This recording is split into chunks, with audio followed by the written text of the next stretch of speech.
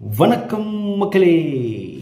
1980 2 legends சினிஃபீல்டை ஆட்டி படைச்சிருக்காங்க. போட்டி போட்டு அவங்களுடைய ஃபிலிம் ஓடி இருக்கு. அது யாருன்னு சொன்னால், ஒன்று என்னுடைய lovable hero T Rajendar sir, and second இயக்குனர் எம்எம் பாரதி ராஜா அவர்களின் சிஷ்யனான திரைக்கதை எழுதுவதில் வல்லவரான திரு பாக்கியராஜ் சார். 1983 நடிகை நளினியை அறிமுகப்படுத்திய எங்கள் லெஜண்ட் டிஆர் சார் உயிருள்ள ஒரு உஷா அந்த ஃபிலிம் 1983 ரிலீஸ் ஆகிருக்கு. அதே ஆண்டு பாரதி ராஜா சாருக்கு உடைய சிஷ்யனான திரு பாக்கியராஜ் சாருடைய ஃபிலிம் பார்த்திங்கன்னா முந்தானை முடிச்சு. 2 ஃபிலிமே போட்டு மெகாபஸ்டர் மூவி. இன்றைக்கி பாக்கியராஜ் சாருடைய பிறந்தநாள். லெஜண்ட் டிஆர் சாருடைய ரசிகனானா என்னுடைய மனமார்ந்த வாழ்த்துக்கள் சொல்லிக்கிறேன் பாக்கியராஜ் சாருக்கு. இனிய பிறந்தநாள் நல்வாழ்த்துக்கள் சார்.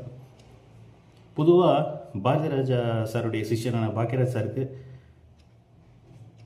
டான்ஸ்னால் கொஞ்சம் ஒரு டிஃப்ரெண்ட் ஸ்டெப் தான் போடுவார், சாருக்கு வராது.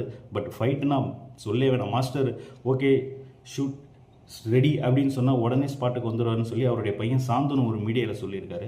இப்போது பாக்கியராஜ் சார் அவருடைய மேனரிசம் அந்த ஃபைட் பண்ணும்போது அந்த கையில் இருக்கிற வாட்சை கழட்டுவார், அந்த கண்ணாடியை சரி பண்ணுவார்.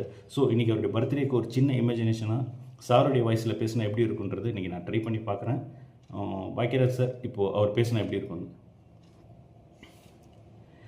பொதுவாக எனக்கு இந்த ஃபைட் சீன்னு சொன்னால் முதல்ல வந்து நிற்பேன்.